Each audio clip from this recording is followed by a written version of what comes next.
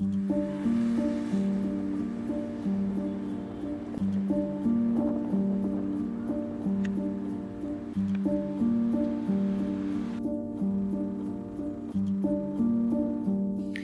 au niveau des rues, visiblement, souvent, on va plus voir d'hommes.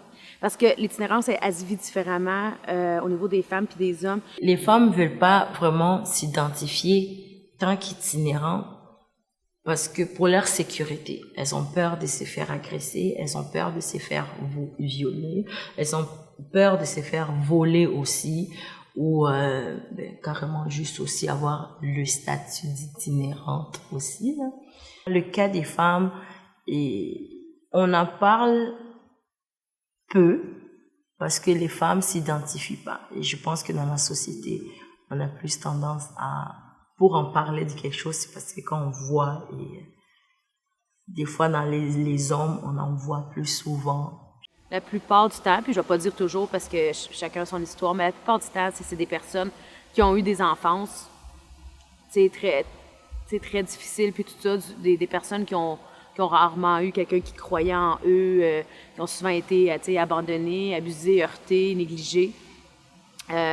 Donc souvent, c'est ça, c'est des femmes, des adultes, mais qui portent des grosses blessures d'enfance, puis qui n'ont pas eu... c'est souvent ce qui fait la différence entre quelqu'un qui a vécu de quoi puis qui s'en sort, puis quelqu'un qui a vécu de quoi puis dont ça l'emmène à la rue, ben c'est d'avoir juste une personne qui croyait en toi, puis il y a du monde souvent qui n'ont pas eu cette personne-là. Ça fait que ça déboule. C'est sûr que la santé mentale, on en entend beaucoup parler, mais il y a beaucoup aussi les troubles de personnalité.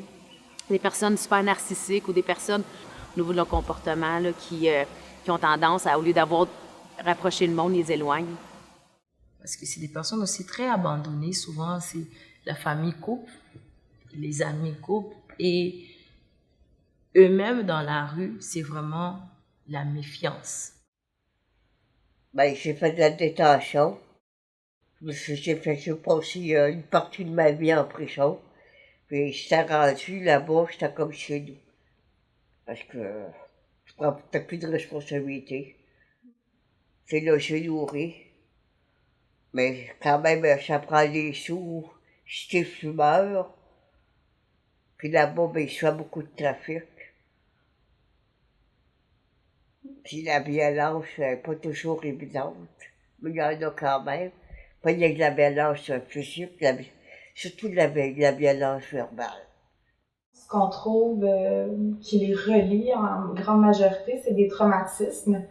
La plupart des femmes qui sont hébergées ici ont vécu des abus multiples. On parle de violence de toutes les formes, donc ça peut être la violence sexuelle, la violence conjugale, la violence en logement, parfois même la violence institutionnelle aussi, là, donc différentes formes de violence. Moi, ça a commencé il y a 2 ans. J'étais à Montréal avec un de mes ex. Puis il me battait pas, mais il était un alcoolique possessif qui me faisait suivre partout.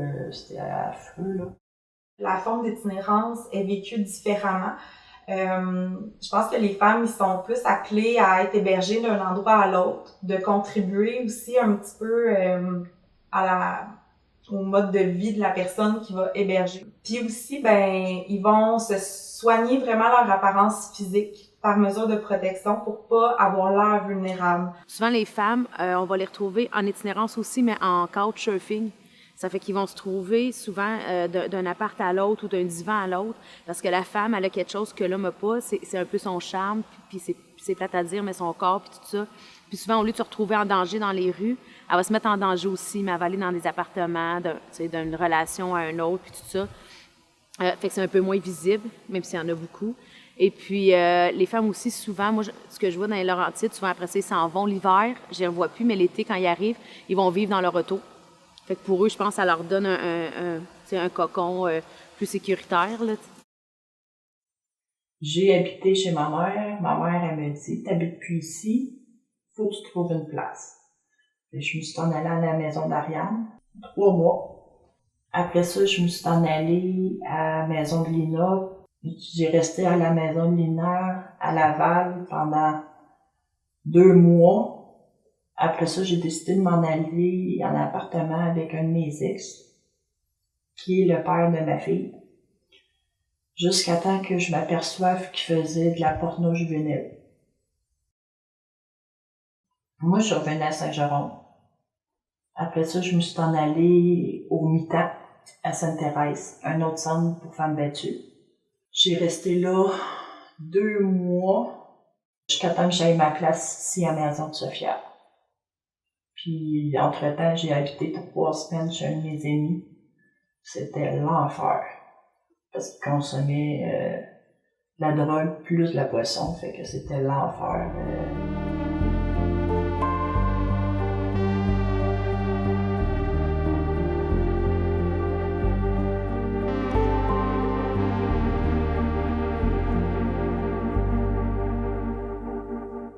Moi, ça fait un mois et demi, pas loin de 2 mois.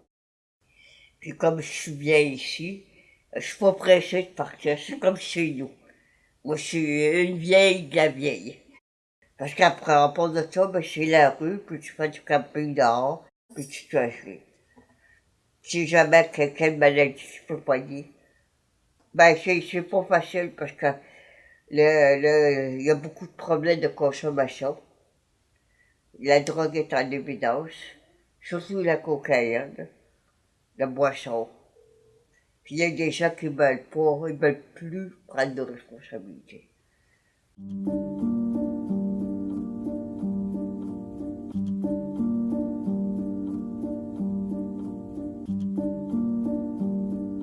En fait, la Maison de Sophia a été créée pour répondre à un besoin parce que effectivement dans la région des Laurentides, il y a un hébergement pour femmes victimes de violences conjugales et un hébergement d'urgence qui est mixte. Donc, les femmes qui ont toute autre forme de difficulté au niveau de la santé mentale, de la dépendance, toute autre problématique, il n'y a pas vraiment de lieu pour elles, à part l'hébergement d'urgence qui est mixte. Par contre, il y a beaucoup de femmes qui se sentent pas en sécurité d'aller dans ces hébergements-là. Une des particularités à la Maison de Sophia, c'est qu'il n'y a pas d'intervenant 24 heures sur 24, 7 jours sur 7. Donc, les femmes sont appelées à collaborer ensemble, à être vraiment autonomes dans le cadre de leur hébergement. C'est sûr qu'on a des rencontres de groupe pour leur permettre de faciliter ces conditions-là, mais ce que ça crée, c'est beaucoup d'entraide aussi entre elles. Puis une confiance aussi qu'elles sont capables de fonctionner sans nous, là. Ils m'ont aidé sur plusieurs niveaux. Il fallait que j'aille un appartement, puis tout ça. Puis les intervenantes m'ont aidé là-dedans, dans ma démarche. Quand on pense aussi à une optique de réintégration sociale, de réinsertion sociale, c'est facile à dire, tu sais, qu'il se trouve un emploi. Ouais, ok. Déjà en partant, te trouver un emploi quand t'es dans une situation de survie, que t'as pas de lieu fixe, que justement au niveau de ton alimentation, de te laver, dans la pyramide des besoins, on n'est pas là. On est dans stabiliser les besoins de base.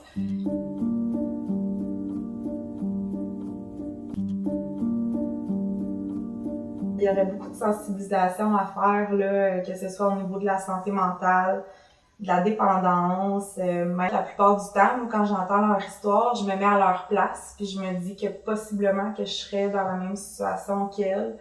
Si on enlève toutes mes ressources, là, vraiment, mon entourage, si j'ai un problème de santé mentale, que je développe un problème de consommation rattaché à ça, que je perds mes enfants, là, je perds tout ce qui me reliait à la vie. Oui, les gens ont peur. Les gens, il manque d'informations. La première chose pour les préjugés, c'est d'en parler, là. Fait que c'est comme vous faites.